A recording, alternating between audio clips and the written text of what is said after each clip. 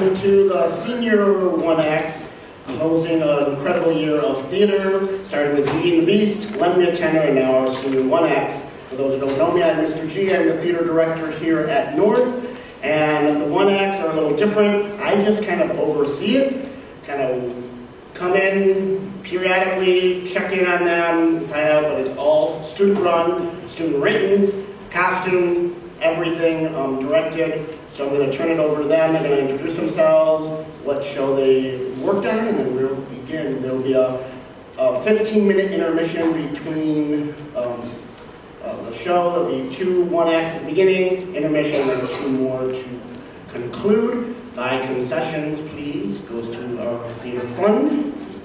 And make sure all cell phones and beepers and whatever you have are turned off. And locate the nearest exit just in case of an emergency. Turn it over to our great director, writers for the one act. Hi, I'm Roto McMaster. I wrote Waiting for Good, and I co-directed as well. I'm Carly Harris, and I co-directed Waiting for Good too. I'm Jake Sachs. I wrote and directed Eliana. I'm Gavin Filippo. I wrote and directed Constant Fear. I'm Nema Ray. I wrote Chip on Your Shoulder, and I'm also directing it.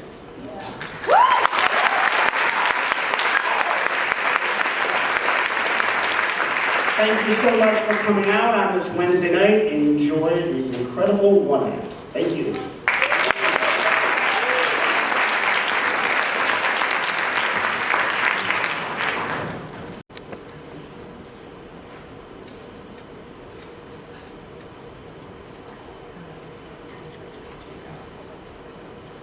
Are you feeling sad or lonely? Did you always dream of something bigger and more fulfilling? Are you not in the best place right now? Do you want your life to be better? We can make that happen. Here at Chronicity, we strive to create a better experience for all. It's been our motivation since the founding of this company to improve and build upon the lives of our fellow humans, to truly grasp greatness. Not just for us, but for all. We didn't accept a life we didn't deserve, and neither should you. That's why I'm proud to announce our latest and greatest in human improvement. It's my pleasure to offer you the best year of your life. Representing a culmination of decades of work, striving for a greater place for all, the best year of your life, or in short, the best year, is our newest and foremost offering to elevate your meaningless and bleak life. Ever wanted to climb Everest, win the lottery, publish a bestseller, or simply rise from the squandering that your life has become? It's now just an arm's length away. We're proud to announce that the future of human happiness is sponsored by Chronicity. Now this all seems like talk, so let me take you through our unique and easy process so that one day you too will be able to experience what we call the best year. We're all very unique and different, and because of this, we tailor the product to each person. Through a series of brief interviews with our associates, you can connect with us and allow us into your life to maximize your experience. Which arrives at the catch. The small caveat or proviso exists only to ensure our success in the product and in the facilitating of your good times. The purchase of the best year of your life stipulates that it will also be the final year of your life, in order to ensure it truly is the best. We believe this is a small price to pay in the way of what we offer. With what we can cater to you and all that will happen in the best year, living the rest of your life would seem inexplicably dull and unnecessary. So reach out to one of our local agencies today and consider purchasing the best year of your life.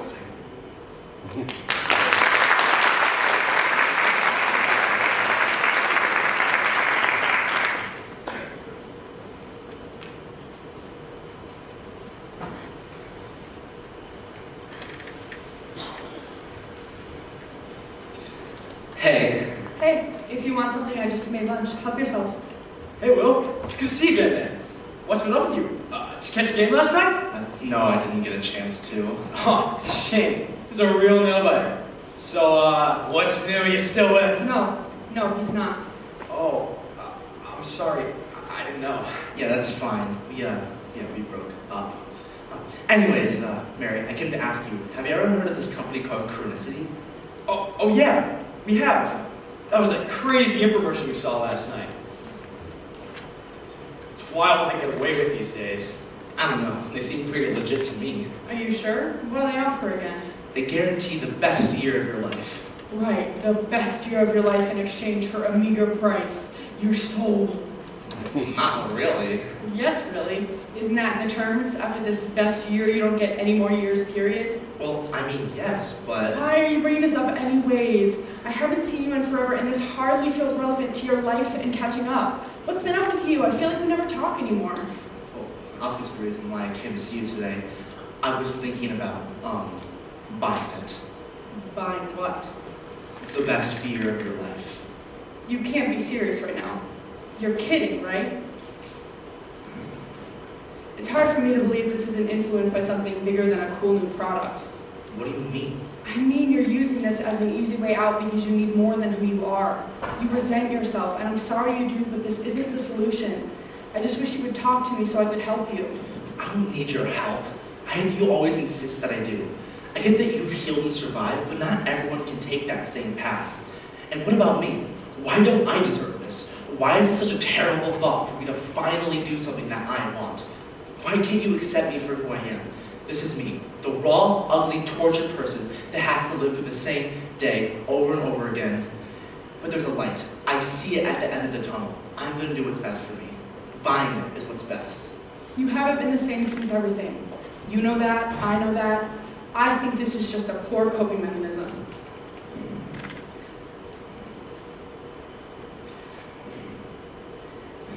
I also lost a mother, yet I don't run off and decide to ostensibly end my life with some silly gimmick, because I worked through my grief instead of hiding from it. And don't say you did, because it is incredibly clear to everyone that you have been running from it. I have not. Really? Then what happened with Ella? She was a great girl who could no longer be anchored down by your moping. Listen, I'm sorry that was uncalled for. I don't think this decision is rational or sensible. Well, it is. And frankly, I only came here as a courtesy to tell you that I am. See, you and everyone else always wants me to change, to get over it, to move on. But what if I don't? What if I can't? My life has been nothing but a series of screw-ups and bad events that make people want to bless my soul and bat their eyes and remark on how tough it is. I'm tired of being tough. I'm tired of being this pity case. For the first time in a while, I have a chance at being happy. And if you don't support that, then I don't know. I just want what's best for you. We all do. That's all we've ever wanted. Do you? I'm sick of being treated like this black sheep, the one who almost got out, who almost made something of himself. Instead, awful things happened to him and now he's stuck. A fall from the supposed forward glory, like some sort of Icarus. I'm sick of it. All of it. The pitiful stares, the fake condolences. I'm sorry I couldn't make it out like you. Having this neat and tidy American life like we're all supposed to have in the movies. This is all I've got. I'll never forgive you. I'm not asking for your forgiveness. You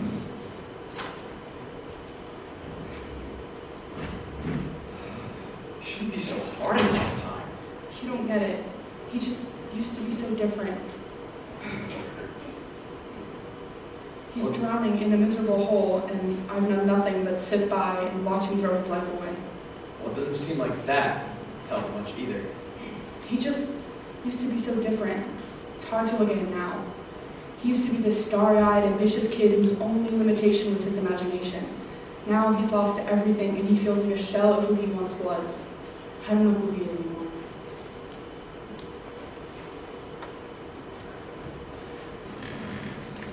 Hey, I'm here about the best year of your life. I saw one of your commercials and I'm interested to learn more. Oh, right. Yes, please, have a seat.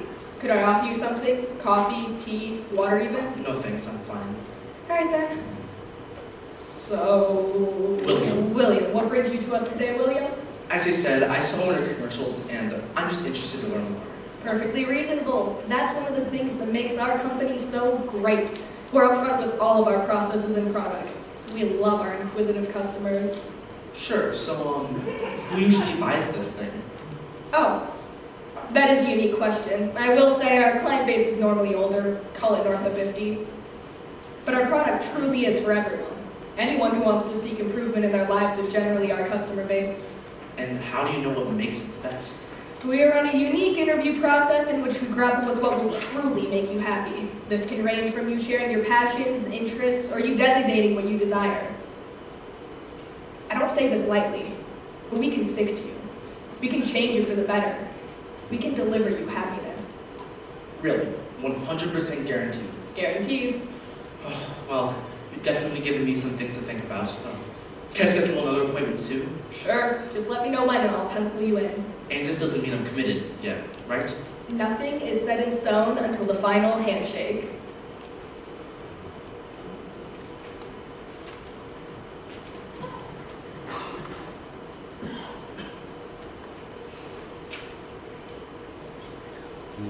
Dear Willie, I'm sorry I left. I really am. Many people will offer their condolences and apologies, which you should always graciously accept. However, know that they don't owe you that. This isn't how I wanted things to turn out. I wish I was there, but I'm not. And so, in place of that, I leave you with this. Take this as a postscript, filled with anecdotes that remind you I lived, that reminds you that I loved. Please always remember to care, to feel emotions, and to let yourself be overtaken by them once in a while. Allow yourself to be involved, to be present. There is nothing more precious than the life we live in. So live. Don't get lost in yourself. I know it's easy for you too. You're like me in that way. You're like me in so many ways.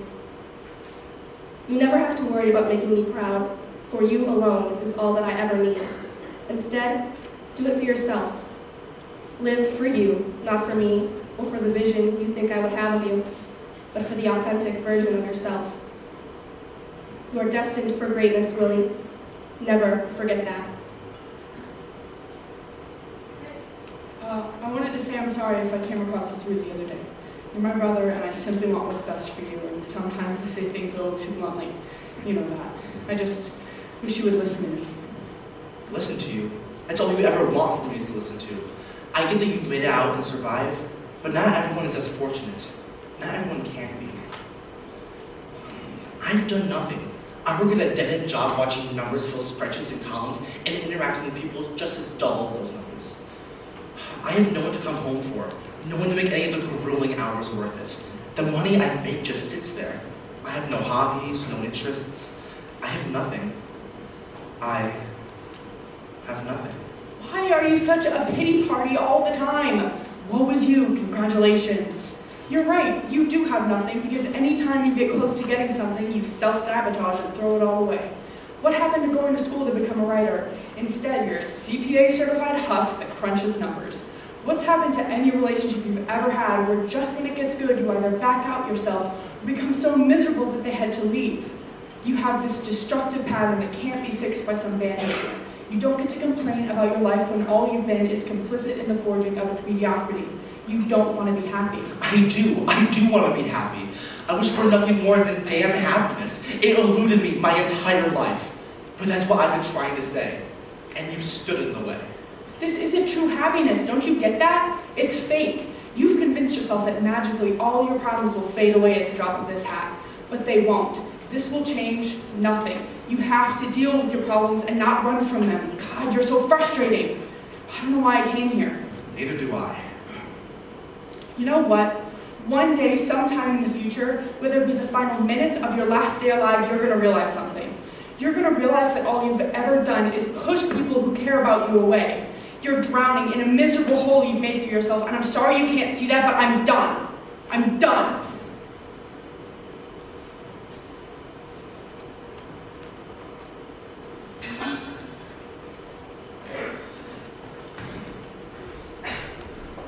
Ah, William, it's good to see you again. I take your presence here as a further indication you're interested in a purchase? Yes, but I need you to assure me something. I'll try my best. This will make me happier. All research indicates No research, no science, no nothing. I need you to tell me. you will be happier.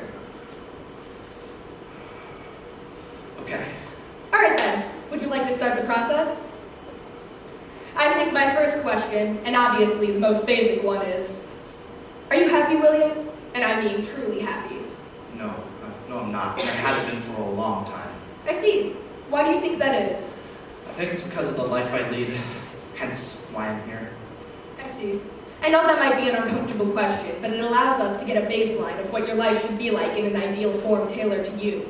From your response, I take it we're not keeping many things from your current life? Definitely. All right, Ben. Let's start by filling in some information about yourself. What is your current occupation? I'm an accountant. Do you enjoy what you do? No, but I mean, who does anymore? Is there something you'd rather do? Well, when I was a kid, I always wanted to be a writer. I didn't even have to be famous. As long as I could fill my days with words, sentences, and propositions, and have a meal here and there, I would have been happy. So I guess I'd rather be a writer. An interesting and lucrative position. I'm sure I'll be able to work something out to incorporate that. So how about family? Have any brothers, sisters, or parents? Not any I'm close with. How about a wife? Girlfriend? Boyfriend? Husband? Nothing. No matter, it's less to anchor you down. What is your dream place to live? Whoa, does this involve me relocating? It can. However, the question's more for us to nail down your mindset. We like to gauge who you are as a person through your dream location. Well, the Midwest has always been nice to me, but I'd say I'd always want to live in Europe, Paris maybe. Right the movable feast wouldn't be the worst. See. Now, one of the more difficult ones on here is, if you were to move, where would you want to be buried? I mean, would you rather be interred in the new place where you find yourself, or in your hometown? Well, I guess I never thought about that. I think I want to be buried in the place I end up rather than my hometown. I think I've desperately wanted something so much that it makes sense to capture my progress by eternally putting me in the place I worked so hard for. A very profound answer. I completely agree. And one of the bigger questions on here is, what would you describe as some of your happiest memories? Well, the happiest memory I have is in the hospital cafeteria. I sat at the American food court with my mom during one of her many days at the hospital, getting poked and prodded. And I sat and had a meal with her. Probably one of the worst ones ever. The food reminiscent of being cooked the week prior, the chair stiff and uncomfortable, and the nauseating smell of sterilization. Yet, I sat, talked, and ate. She got sick a week later and died shortly after that. But I think it's those mundane moments that we take for granted so often. Those moments that I miss the most. Those moments that I feel the happiest. You know how they say that you can't appreciate something until it's gone? Well, I think you can't appreciate something until it can't happen again. Sure, things can be gone for weeks or months, and there's still that hope that clings to your soul and tugs at your heart that it might just come back. Only you know when it won't. It can't. You truly appreciate it the most. You know, I'm very sorry to hear that, William. So what do you want to accomplish with your life? I feel as I've said it a million times to a million people. I want to accomplish something, be notable. I was always told I would be someone, but here I am stirring my 30s down like a barrel of a gun. The only measurable accomplishment I've had in the last 5 years is getting a car loan with little interest. I just want to do something. Don't worry, you'll have plenty of time to do that. And so it's my pleasure to announce that your paperwork is done. The ball is in your court now, so to speak, as whenever you're ready, we can begin the process. I understand if you need to take a week or so to explain things to those close to you, if you see my clerk out there. No, I'm ready. I just have one last request. And what would that be? I want to apologize to the people who try and stick around. I'm sorry that my life didn't have any other option. I'm sorry that my life didn't go in a different trajectory. I'm sorry that I disappointed, let down so many. I'm sorry that I couldn't keep fighting. I'm sorry that I couldn't achieve something great.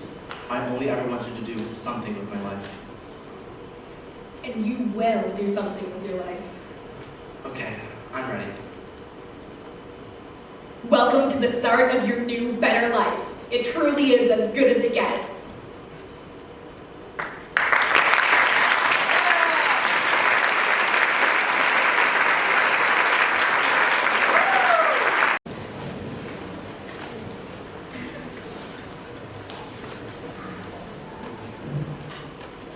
Hi, everyone. Welcome to Grosse Pointe North 1X.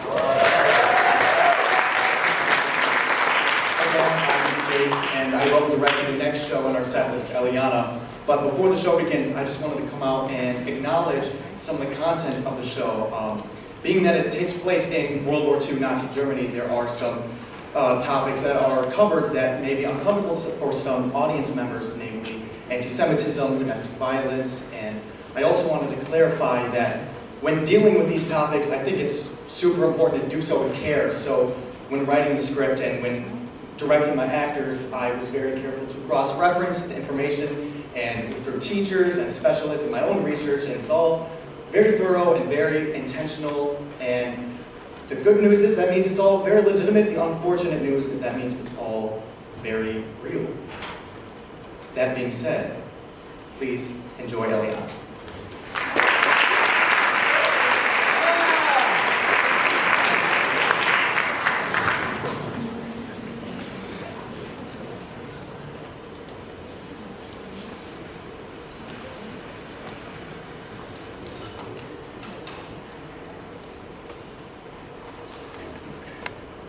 Thank you for the porridge, Muti. It's delicious.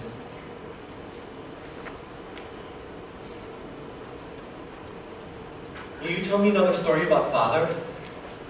No, son, not tonight. I'm too tired tonight. Oh, I'm sorry.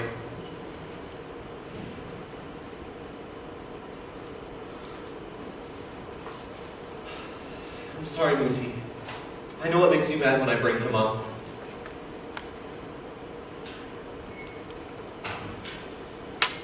You know, Muti, my teacher told me that if I try hard enough this year, I'll be top of my class.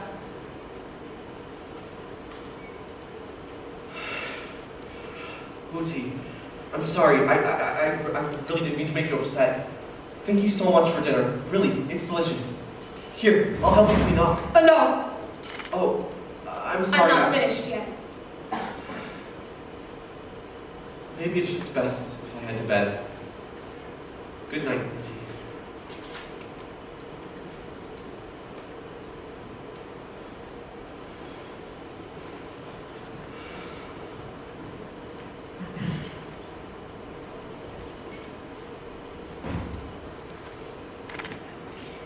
Is it good, dear? Oh, you're sweet. Someone's hungry. I sure hope it's better than what they fed you at Dachau, or else you'll have to run away from here as well. They did not feed me anything there. Oh, honey, I'm sorry. I still haven't told Hansi about his father. If he knew the truth about it all, he'd break down, collapse. He needs me to keep this from him. Muti? Muti? Hello, Verräter. I'm Herr Sergeant Stefan Müller of the Third Reich. I'd like to ask you a few questions regarding the village census. Hello, sir. Yes, of course, sir. I apologize for the mess. We've just finished dinner. Not a problem. How many people live here, ma'am? Just the two of us, sir. Are you absolutely sure? Yes, sir. Sir. Any pets? Cats? Dogs? A relative in the war, I see. My father, Karl Ritter. He was one of the first soldiers to leave. Do you know him? I bet he's a real good soldier. All right, Hans, that's enough. Let the man do his... Ah, yes! Carl is a good friend of mine. Him and I trained together, fought together. We met the face of glory together. Really? Have you seen him recently? He hasn't written in months. Oh, yes! We were just speaking the other day, him and I. He's a great soldier, that Herr Ritter. You know, kid, you're just like your father. Apple doesn't fall far, Anyway, I hate to be more of a bother, so I'll leave you be. But, I'll see you again soon, yeah? Auf Wiedersehen! It's time for bed, Hans.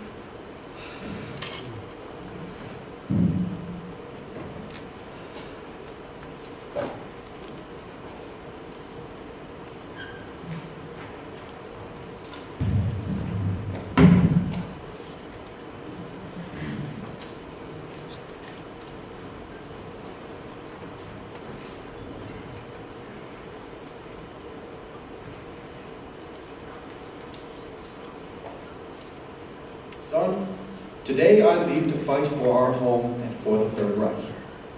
It will feel good to fight. There is no greater honor as a German man, no greater sign of masculinity and strength. However, I will not have the time to say goodbye to you and my Abigail, so I'm writing this letter. But this is not goodbye for forever. I will write home with stories of bloodshed and glory, and I'll carry our family name with pride. And soon enough, the war will be over and I will return. I promise, son. Until then, I've left you with my pocket watch you always loved. Something to remember me by. It's old, but there's not a scratch on it. And I want you to keep it that way. Soon you'll grow up and be a strong young man. Make me proud of the way I raised you. Keep up the hard work and do not let your emotions get the best of you. Then maybe I'll meet you again out on the battlefield, fighting by my side. That would make me proud of you, son. Tell your mother I said goodbye. Carl.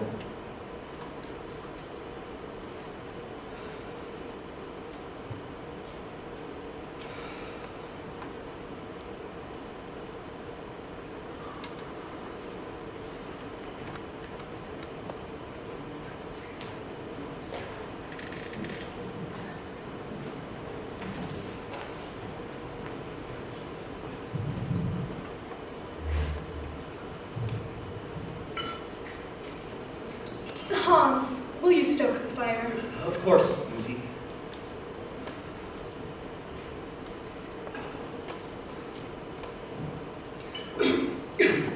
Hans, the ashes! They're getting everywhere! Muti, I'm sorry. I really didn't mean to. What was that? Hans, it's nothing. Muti, what in God's name was that? Hans, it's nothing, really, you don't need to. Who the hell are you? Hans, calm down. She's a friend of mine, staying for the week. That's all. If she was your friend, surely I'd have seen her before, and surely she wouldn't have been hiding behind the fireplace. Muti, are you hosting a Jew in our home? When Herr Mueller has been visiting us for weeks? How long has she been staying here? Just a few days, that's all. And a few more, that's all. Do you understand how dangerous this is? Oh, Hans, calm down. She doesn't even look the part. I've already cut and dyed her hair. I'm sorry, Muti, but I cannot allow this. Hans! You are in no position to be making decisions. If I say this is how it will be, then this is how it will be. That's final. Muti,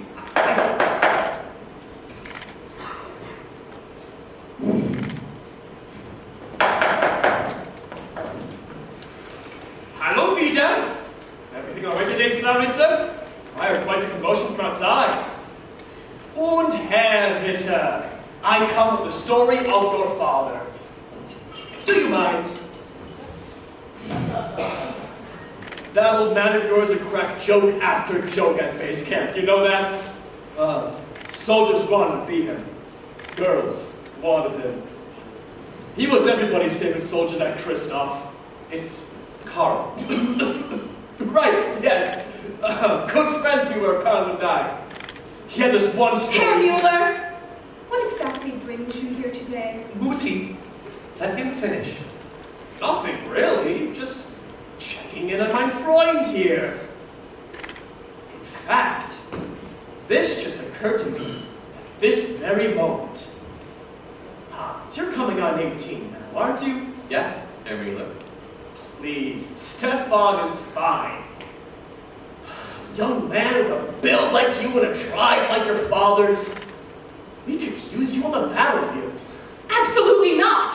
There is no way my boy is going to fight at a time like this. He hasn't even finished school. Well, that's not a problem, really, Clarita. I can teach your little Hansi all he needs to know. I'm sorry, sir, but... Do you mean that?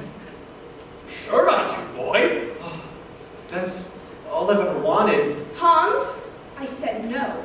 That's final. But Muti, I'm sure it's best if I give you both some time to discuss. I'll see myself out. Oh, but Hans, think about what Carl would want. Yeah? Auf Wiedersehen! Muti, you don't understand. This is my opportunity. Herr Müller can teach me how to fight, Muti. How dare you!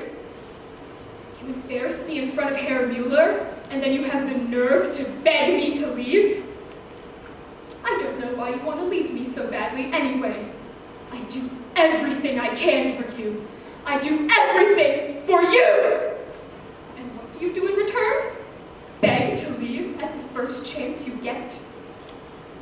You have a house with a roof and food, but you'd prefer the hell that's outside these doors and to sit at a dinner table with your own mother. How dare you? You're just like your father. Muti, I'm sorry. You know I love you. I really can't thank you And enough. you I'm just- expect me to believe you now? Oh, Muti, please. I'm ashamed. That's not what I meant, Muti. You know that. He knows father, Muti. I've heard enough. Good night, Hans. No, Muti, we can fix this. Let me fix this, Muti. Please.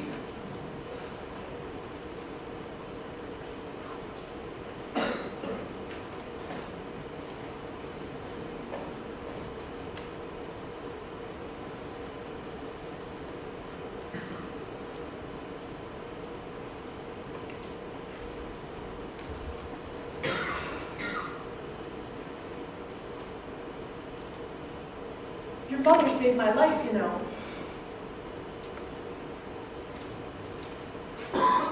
She's a kind woman. She means well. She loves you very much. You're All she does sitting is- in father's chair. What? Get up. No one sits in father's chair. I apologize. You loved him very much, didn't you?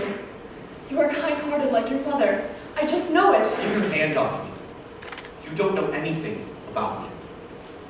Why do you choose to be so angry? Please, let me read alone. Like that? Why must you be so mean? I choose not to let my emotions take control of me. Emotions make you weak. What? I'm sorry for laughing. You just sound... Emotions don't make you weak. They make you human. That's what my mother used to tell me. Well, what the hell does she know? She knew enough to allow herself to be overcome by emotion every once in a while. You should try it sometime.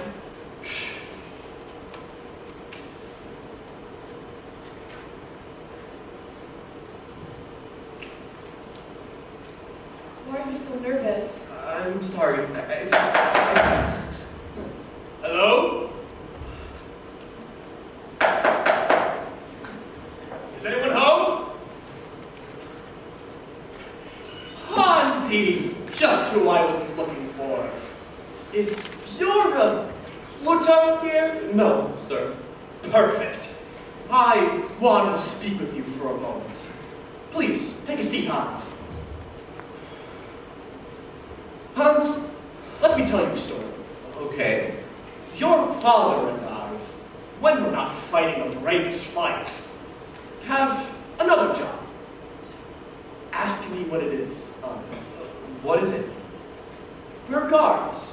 We guard, well, prisoners of sorts.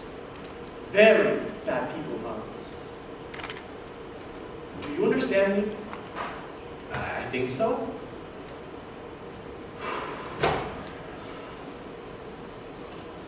Let me put it this way, Hans. Do you know why we lost the First Great War? Sure, between the thinning of our military and the defense efforts. No! No. Sorry. None of that. We were betrayed. Backstabbed. Those Jews brought defeat upon us. They betrayed our country, lost us the war, and ruined the great German Empire. This whole war is their fault in the first place. That's why I take so much pride in my job, Hans. These people just aren't like you. They don't think the same, act the same, don't deserve the same. It's my job to find these Jews and rightfully take them to where they can be guarded by people like your father and I. Like a concentration camp? Precisely. Dachau, to be exact. Your father's there right now. What? You really mean that? Would I lie to you, son? I was speaking to him the other day about you joining the war.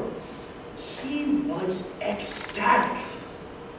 If you join me, I can put in a good word for you. Have you standing right there next to your old pops. Guarding, fighting, laughing, whatever you like. He said he liked that idea? Well, what else did he say? Of course he did. Don't you? Well, of course I do. Oh boy, what will I even say? He'll barely recognize me, I've grown so much. Don't you worry about that, son.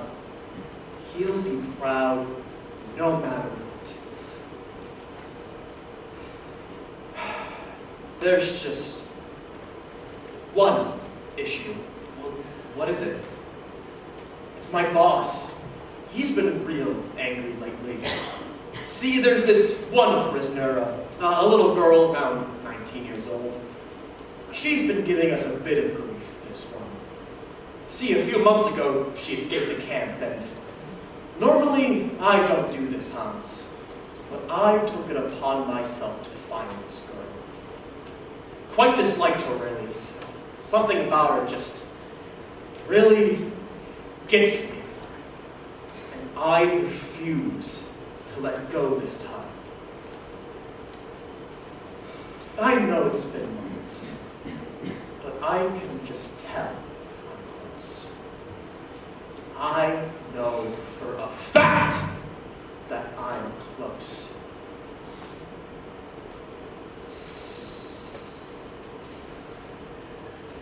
Do you understand me, Hans? Boss man won't let us go through with our plan if I don't find this girl. That's why I'm telling you all this. Because I need your help. Help? How?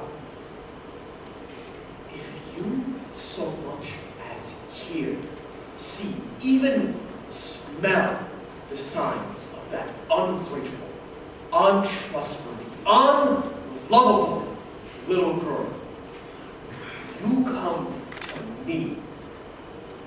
Do you understand me, Hans? You come to me and you tell me immediately. And Hans, if you help me, I'll protect you. Okay? I promise. So, Hans, what'll it be?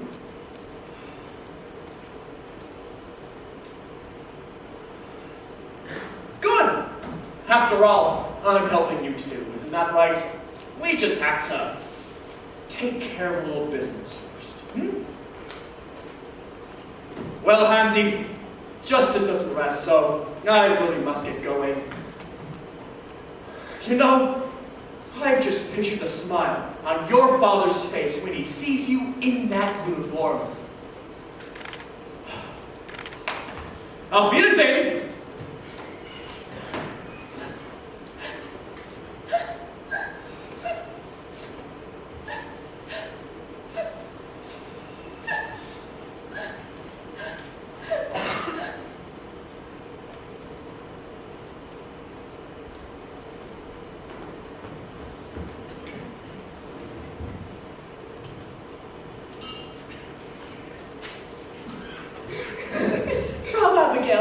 Do you remember that story you were telling me about when you were a girl?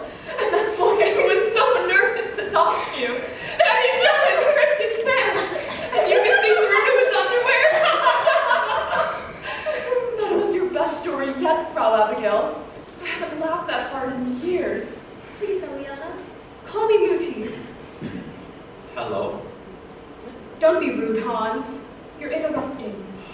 My absolute favorite Muti Muti. is the one where... Don't you think it's time for her to leave? Excuse me? No, Muti. Really. You said just a few days, and now it's been over a month. It's time for her to go. Hans! Do you know how many people are dying every day? You can't even step outside these doors without being reminded of death and destruction. You loved... Lower your voice, Hans. You'll alert Herr Mueller. You love to say you're afraid I'll die in the war. But she'll be the death of both of us. Hans. No, it's time for you to leave, Eliana. Hans, enough of this. Sit down and have some dinner. No, Muti. I'm sick and tired of you telling me what to do. I am the man of this house while father is gone. And I should be able to say what I want when my life is at stake. Oh, get a grip, Hans. If you wanted to be treated like a man, you should start acting like one. You can hardly decide what to wear in the morning. What makes you think you can handle big decisions, like Eliana's life or yours? You're lucky you have me to protect you from yourself. I always know best, Hans. A mother always knows best. No, Muti. I'm ready. I should be out there, fighting with respect and honor. The glory of the battlefield, Muti. Enough naivety, Hans. War doesn't care if you're ready or not. A bullet doesn't care if you're ready or not. But let me prove myself. I can prove myself. There's nothing for me here. And I have nothing to prove to you or to some disgust. Enough! I will not allow you to speak to either of us in that tone. Us? Muti? There's no us with her. She's not your daughter, Muti. Quit acting like she is. You don't need to protect her, or feed her, or save her. She's not your daughter. She's a better daughter than you are a son! She treats me with respect and with love. Something you seem to have forgotten how to do. She doesn't love you, Muti. You call me naive, but you can't see that she doesn't love you. She just needs you. Well, I don't. I don't need you to tell me what to do. I don't need you to make decisions for me, and I don't need you standing in the way of me and father. Your father would be ill if he saw the way you spoke to your own mother. If he saw me, Muti, you are housing a Jew in his home. If he saw what you've done, who knows what he would do? You are allowing your emotions to overcome you, to control you, and it is making you weak. You're losing sight of reality, Muti. Don't you see how many people are dying every day because of her? When father comes home and sees this delusion, he's going to... Your father is dead, Hans! He won't be coming home, and he sure as hell isn't waiting for you out there! How could you say that? He hasn't written in months, Hans. You need to accept... How could you say that? How could you even say that about the man who is fighting for us to live in this home, under this roof, eating this food? He isn't fighting for you to talk about him that way, and he sure as hell isn't fighting for some Jew. He left me this pocket watch so I wouldn't forget everything that he's done for me. For us. But clearly you have. And now you've replaced him with what? A walking death sentence? You give her your food and your love when you don't even have enough of those for the two of us. It makes me absolutely sick. You make me absolutely sick.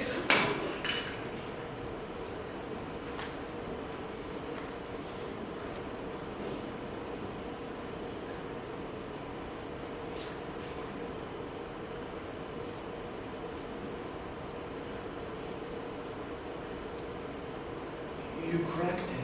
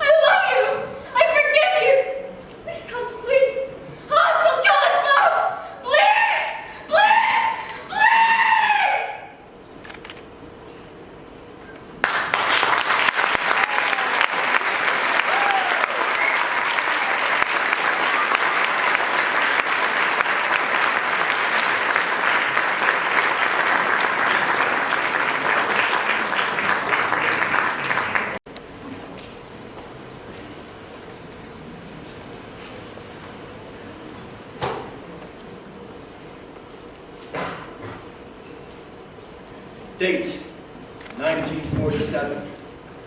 Time of death, 9:36 p.m. Name of deceased, Michael Prescott. Age, 45. Cause of death, several stab wounds to the chest. No weapon found. I assume it was a stiletto.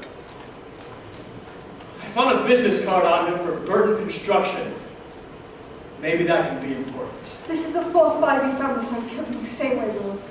Are you thinking what I'm thinking? Unfortunately, yes. Margaret, we have a serial killer on our hands. God, what has this city come to? Borderline anarchy, Midge. Come on.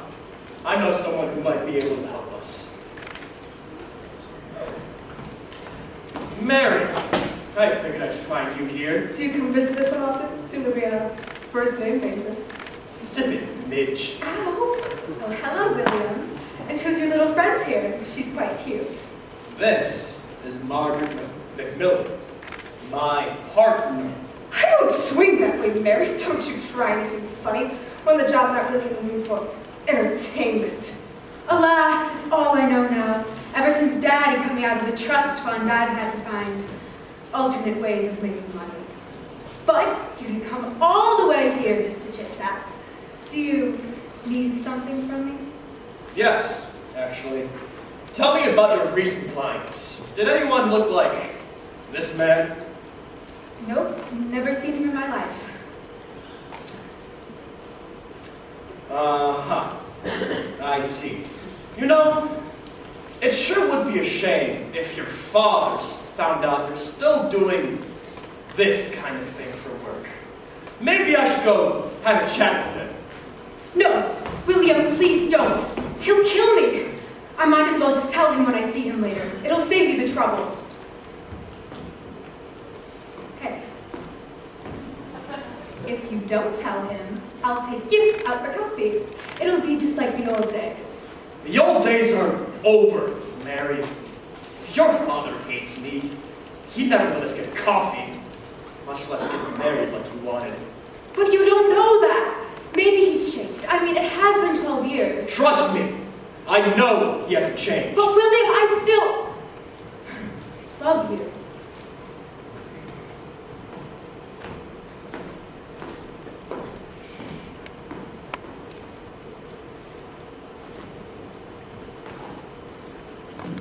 Hey there, mister.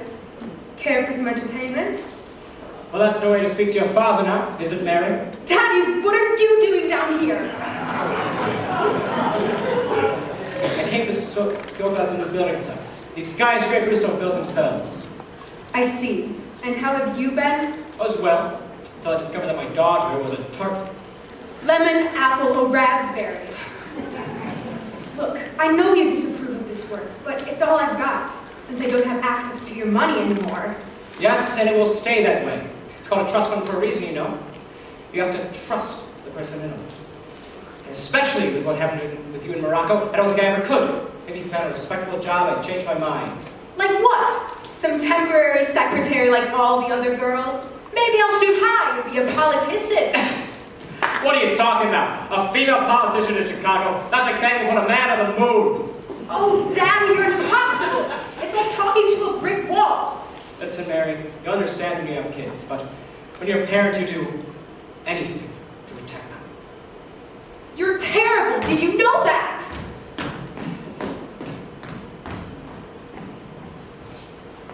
Mr. Burton, what a coincidence. I was just looking for you. Great, it's you. What do you want, detective? Hello, Margaret. Hello, Mr. Babe. Well, that's a nice hello. We found a business card, one of your business cards from the most recent stiff. Does the name Michael Prescott ring a bell to you? Prescott, 45 years old, black hair. That's the one. I assume that means you know him. Dude, he's was my foreman. God, who'd want to kill Mike? That's why we're here. Did he have anyone he didn't get along with? Anyone who might wish him harm? Nothing comes to mind, except maybe my daughter. They were romantically involved for a while. father? She said she's never seen him before. She lied to me. I don't know how I didn't notice the way she avoided eye contact and the constant fidgeting with her purse. I've got to find her. Well, thank you, Mr. Burton, for the information. Of course, Detective. All right, Midge. I want you to go back to the office and look over the case file. There might be something we missed. I gotta go find Mary. She already said she doesn't know him, though. The damn woman lied!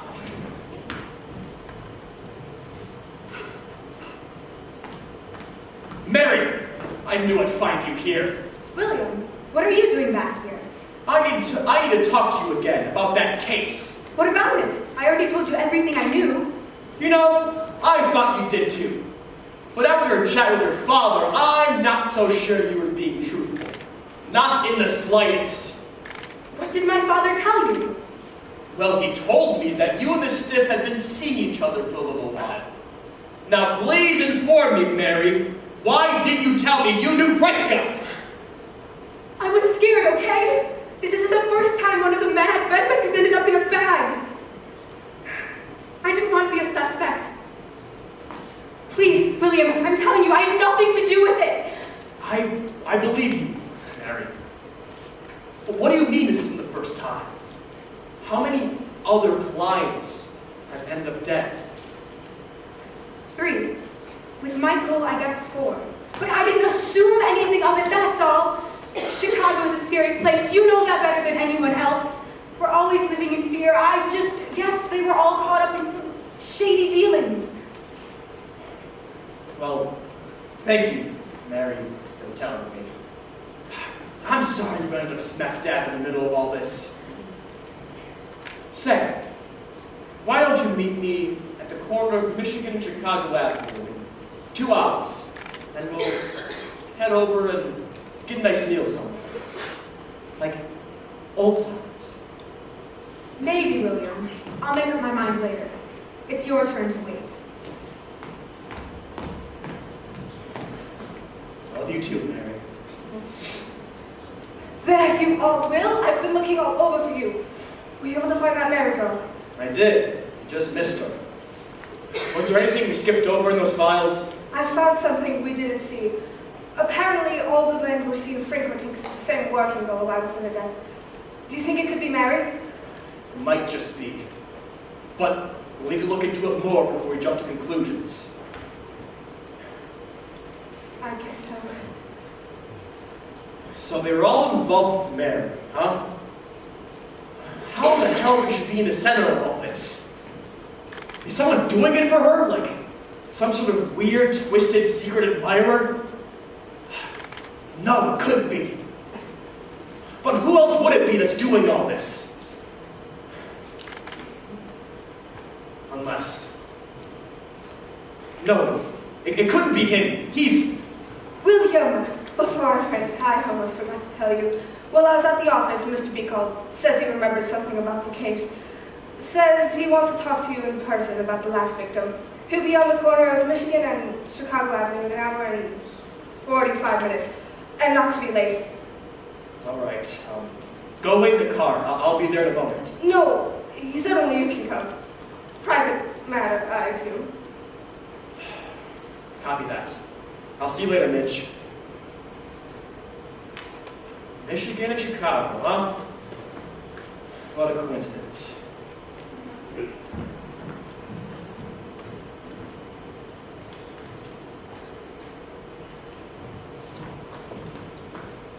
Robert Hayes.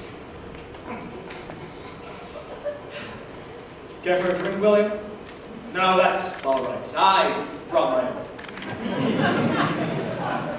Say, why don't you drink with me, since we have to talk about such grisly business? No, I have business to attend to afterwards. I have to stay sharp. Your funeral. You, wanted to talk to me again about that Prescott guy? Yes. How's that case coming along? Anything new? Yeah. I think we're close to finding this guy. Maybe one more day. we'll have him. Oh, you have no idea how close you are. No idea. Did you say something, Robert? You know, William, I never really was fond of you, especially when you were with my daughter. What are you talking about, Robert? What the hell? Just like those other men, you were never good enough. That's right, William. I killed those men, just like I'm about to kill you. And after you, my daughter. I can't let an entertainer like that tarnish my family name. I come from a long line of businessmen.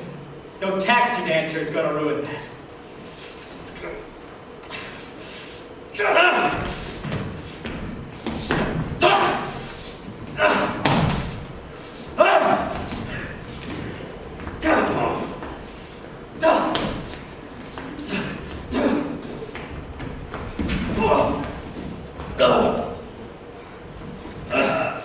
You know, William, that flask was full of poison, and you just had to ruin my hospitality.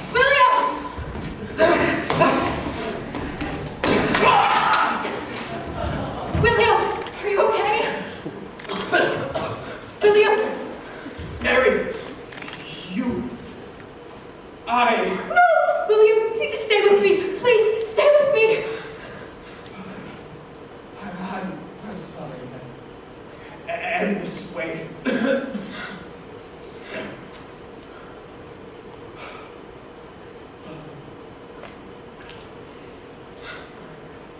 Stop crying, Mary. There's no use crying over a dead man. Don't talk that way, William. You'll be okay. I can help you. It'll get better. You're in denial, Mary. I won't last another hour. I suppose it's too late to get that coffee then, isn't it? William! William! I love you. I know. Oh God, I'm so sorry.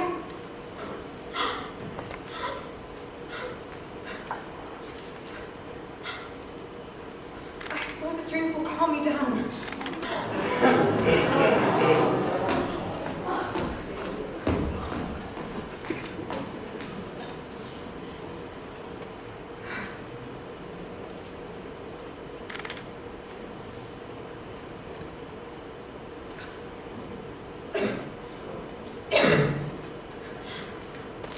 Something doesn't feel right.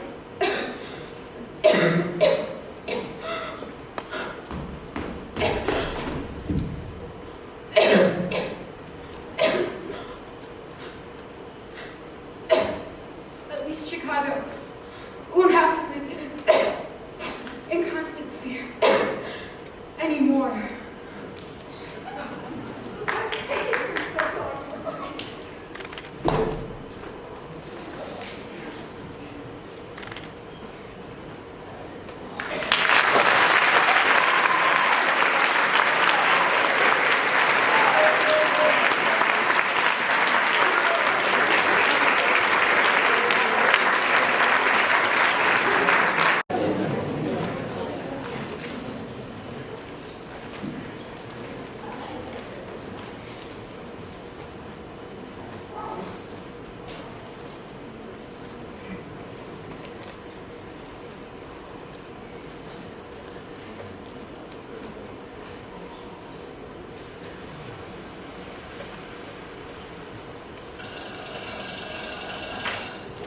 God, I've heard enough from you two. This is an easy question. One Direction is obviously better than 5 Seconds of Summer. But Abby, think about Luke. You can't seriously believe that Irish dude has anything on him. Whoa. Niall is way better than Luke will ever be. Guys, please, can we just have a normal lunch for once? Please, you know, every time you see Oliver, you have to resist the urge to rip his shirt off. Roxy, I think you're getting you and Abby mixed up. Shut it! Here he comes. Hey, Alex, looking awfully chipper today. I'm just happy to be live. You're desperate to show it all. Shut it, Roxy. She's trying to be nice. Boom! Jeez, Lily, you're gonna scare the girl half to death. sorry, Ed. How are you?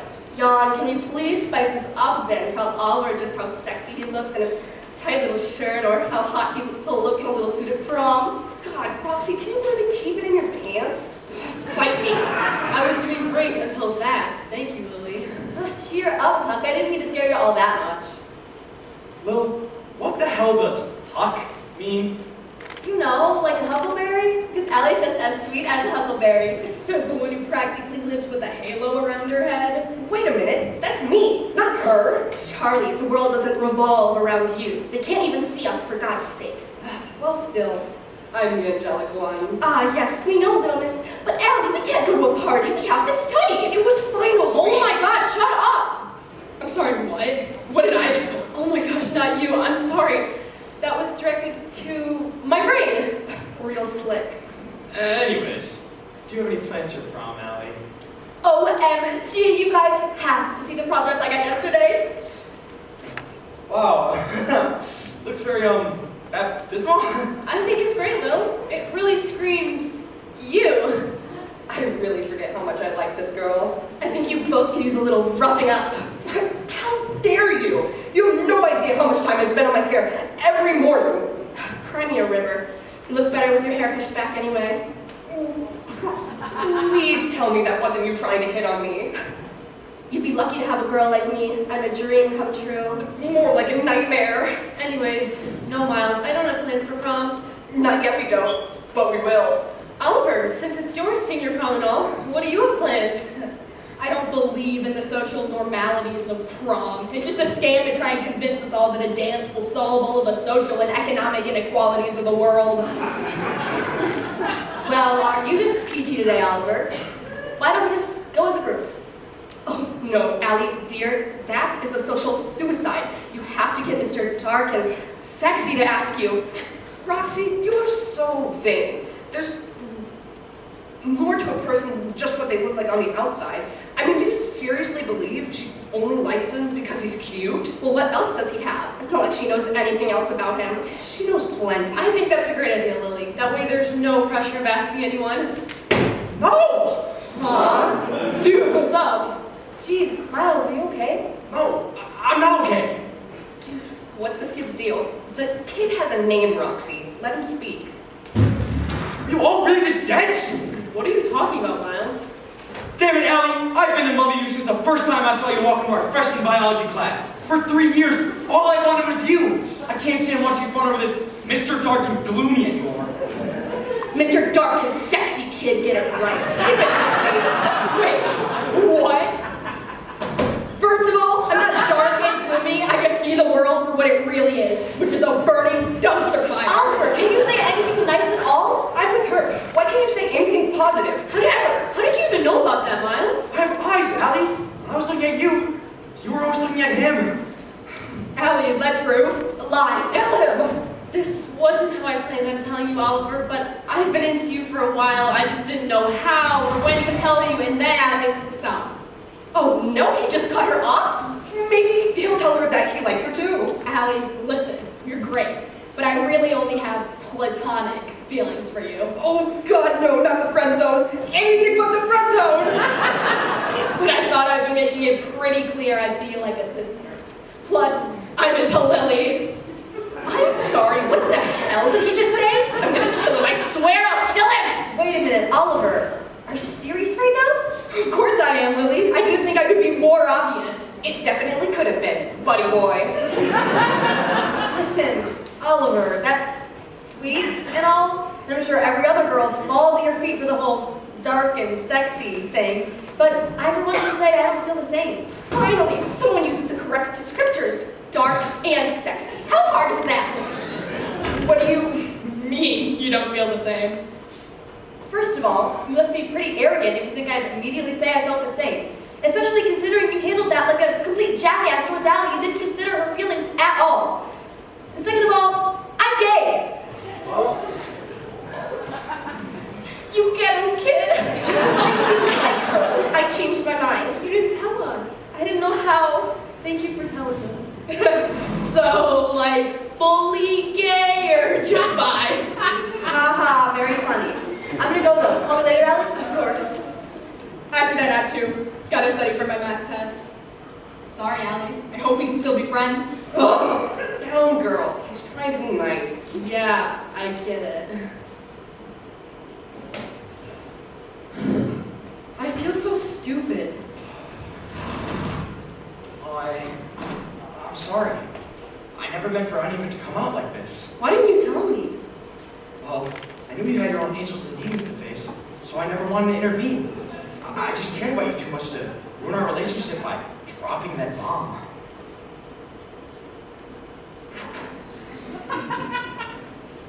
Allie, he sees us for who we are. He gets us. Now, for the love of God, go get him, Tiger. I can't believe you've been here all along and I've never noticed. I just thought you knew. It's always been you. Charlie, you bring out the good in me. I didn't think anyone could do that. But you're magic. Allie, I want to take you to prom. Say yes! I thought you'd never ask. How about it, Charlie? Will you be my date to Allie's prom? Shut it, Roxy. As if we weren't going together already.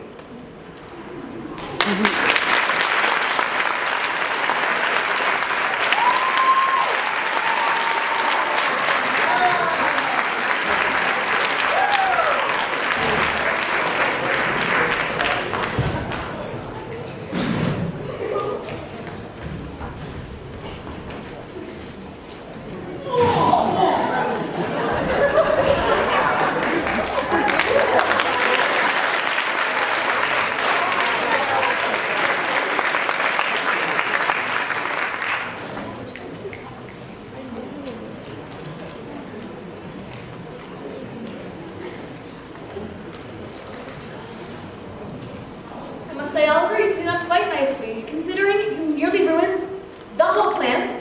What can I say? It's not my fault she fell for the dark and sexy side. I was just trying to make us more endearing. Plus, I covered it. Yeah, real slick, putting it on me, by the way. I wasn't planning on outing myself to Miles just yet, so thanks for that. Sorry, Lil. No, we had to do anything, by all means, to cover it up. She is the one. I don't understand why he doesn't just tell her. I mean, he sat there, listening to her angel and demon go at it all those years, all because he doesn't know how to tell her he sees them. Wait a minute. What did you just say? You're telling me you can see us? And so can Miles? So when Miles told Allie that he knew she had her own angels and demons to face, he was quite literally referring to us? You guys are never supposed to find out this way. We've been begging him to tell her for years. Don't you all look pretty dumb? Thanks, how cute too. Why so serious, guys? I know some stuff happened the other day. They know. Who knows what? Miles, it's time. If you don't tell her, someone else will. Seriously, what's going on? Miles? You look nice, Roxy. You can see them? Yeah, I planned on telling you sooner. It's just... How can you two see them? Surprise! Oh my god. Hey, I'm sorry. It's just, I never knew how to tell you. So you're saying I had a crush on your dark side and I'm best friends with your light side?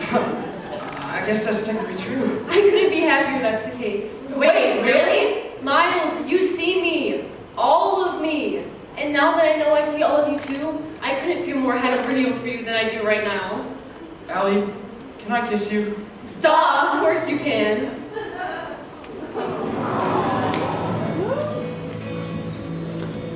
Waking up to kiss you with nobody's there. You're all right, I guess. Thanks for covering. Anything for you. Still get over. We did that. Yeah, we did. Together? Well, sometimes you have to mix the good and the bad. Yeah, it seems like we make a pretty good team. Roxy, are you trying to kiss an angel? Only if the angel allows it.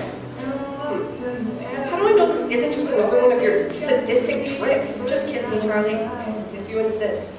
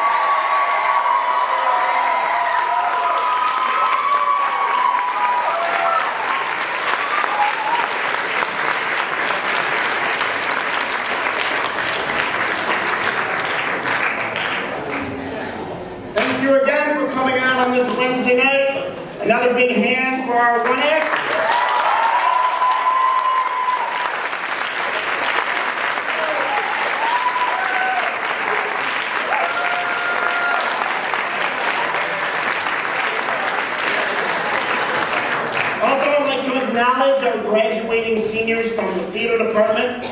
They've been quite inspirational and an asset to the program, and we're all going to miss them next year, but we wish them much success as they continue their journey on whatever they go into. So I would like to acknowledge Aaron, Yuri, Gavin DeFilippo, Jake Sachs, Naima Wright, Carly Harris, Brendan Cuter, Ryan Lutz, Ronan McMaster, Lauren Eustis, and Quinn Addy.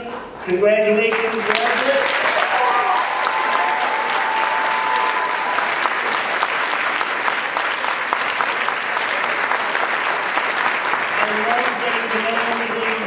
Students the last 2 years, and our program would not have been the same without them, so congratulations on the mission, guys, so much. And also, night can't go by without acknowledging these terrific theater parents, all of them who've helped, but the ones who have been here, no matter, just a phone call away to help with everything. Colleen Hughes,